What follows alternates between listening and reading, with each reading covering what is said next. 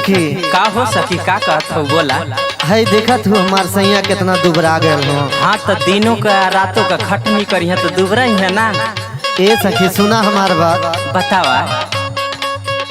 पातर छीतर मोर बलमुआ नजर आई गईले।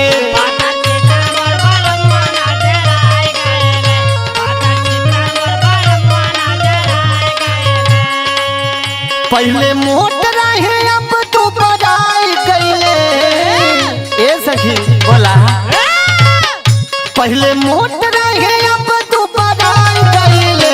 पातर छीतर मोर बलमुआ नजर आई गईले।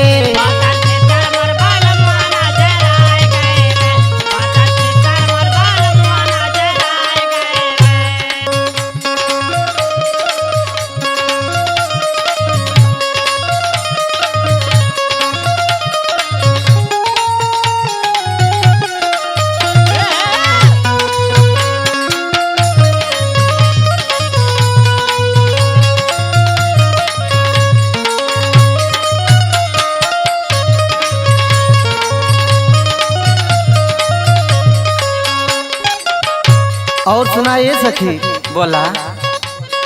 सुटू बुटू पहने गाल मिटाई।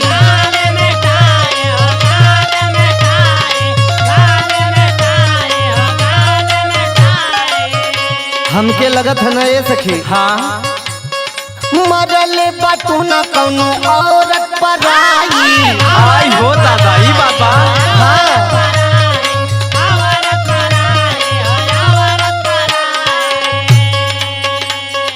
सुट बुटी पहने लगाल मिटाई। मरल बाटू न कौनो औरत पर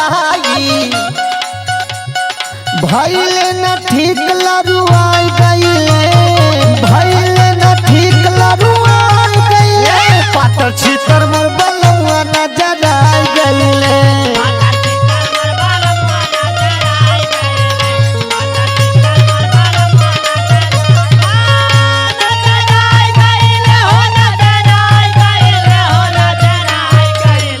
पातर छीतर मोर बलमुआ नजर आई गईले।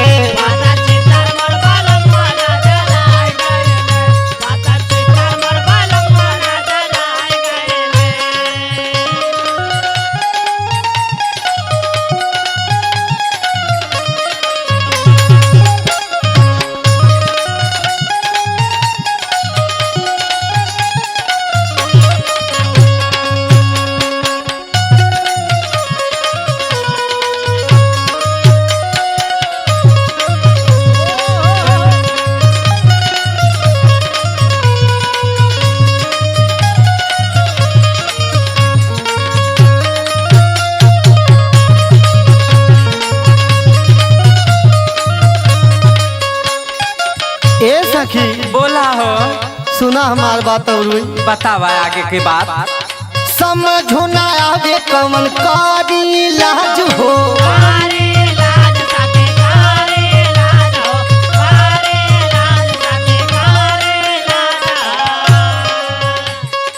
कहिया ले खुली सवतिनिया के राज हो।